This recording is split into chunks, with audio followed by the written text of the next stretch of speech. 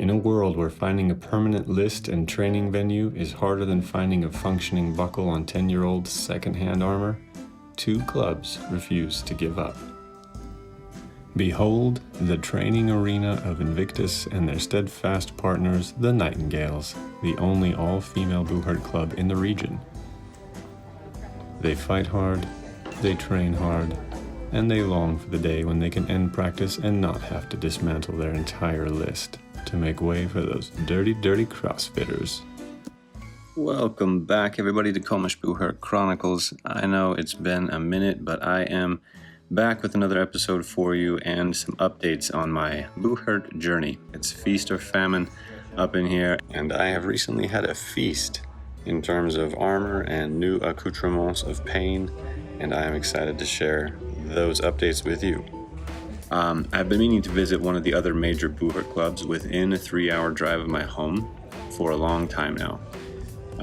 Invictus, who practice with the female club, the Knightengales, are also based out of the Salt Lake City area.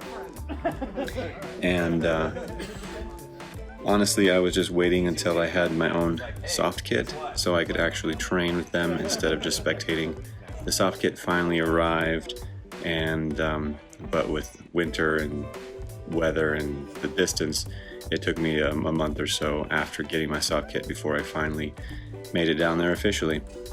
And while I was hoping they'd have a dedicated soft kit training day, it turns out that's not part of their regular routine, which is a bit of a letdown, but not a deal breaker, because luckily there's always someone in the club who doesn't have armor that day or doesn't have armor at all, and they're more than willing to gear up in soft kit with me and spar. That's the beauty of this sport. If you show up ready to fight, someone's usually ready to meet you where you are.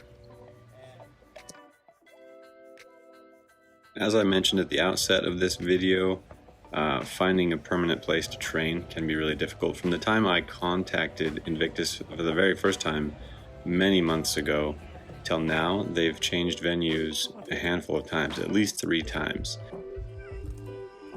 And the same is true for the other club in the region, the Order of the Silver Rose. They've had to change a number of times as well.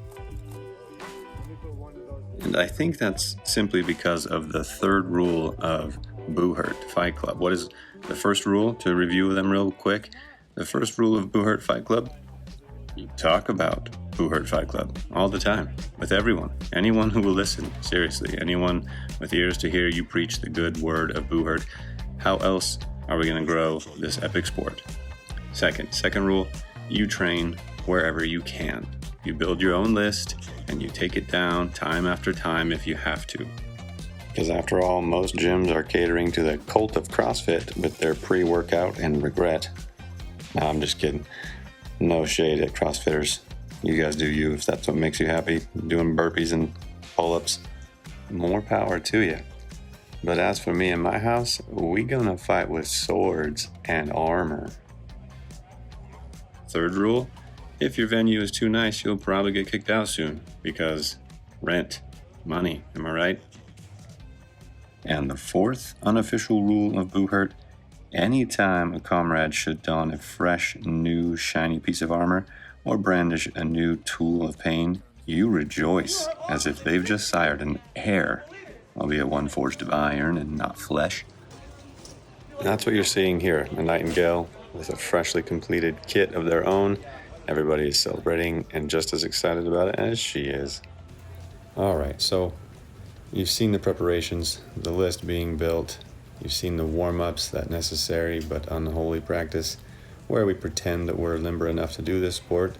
Lies. It's all lies. And now it's time to prepare for glory and possibly a concussion. While those with full kit got suited up and prepared to enter the list, those of us without prepared to don our soft kits, laughing at the idea of armor and pretending that we're happy to be donning the soft kit instead of metal because fundamentals much. I'm just kidding. I really am passionate, though, about the need to have a solid soft kit training program built into the club regimen. I feel like the best way to learn to fight is by fighting, and with soft kit, you can just get right into it. You can go longer without completely wearing yourself out, wearing out your joints, wearing out your armor. You can do multiple sessions a week that don't take multiple hours, like full kit days that are at least 3 hours minimum. There's a club in Arizona I've been talking to, and they practice 4 days a week, and 3 of those 4 days are in soft kit, where they've emphasized a theme for that week's practice, run drills, run it again and again in soft kit, and then finally have one really long session at the end of the week in metal. I love that model personally, and I hope to see it implemented in the clubs nearest me. And if not, then I'll implement it in my own club. That's one of the announcements that I wanted to make, is I'm very close to formalizing a club right in my own city. I plan to debut it at the local Ren Fair where I first learned about this amazing sport, coming up in June.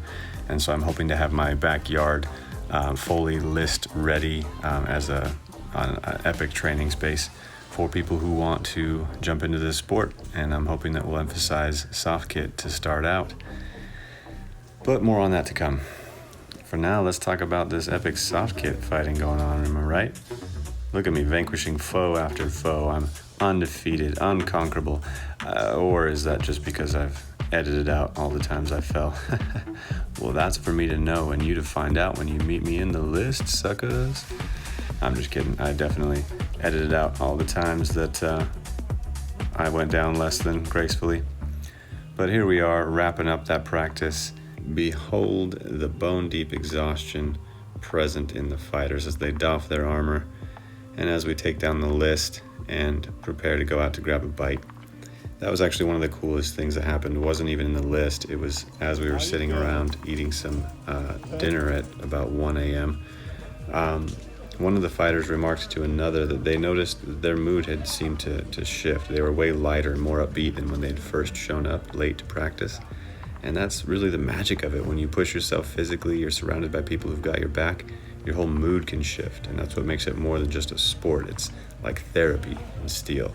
I love that. Here, James and I are just having an old-fashioned mess around. He gets the head control he needs, but ultimately he goes down first because luck is with me. Unlike this poor bloke here, who takes a shot right to the ghibli bits.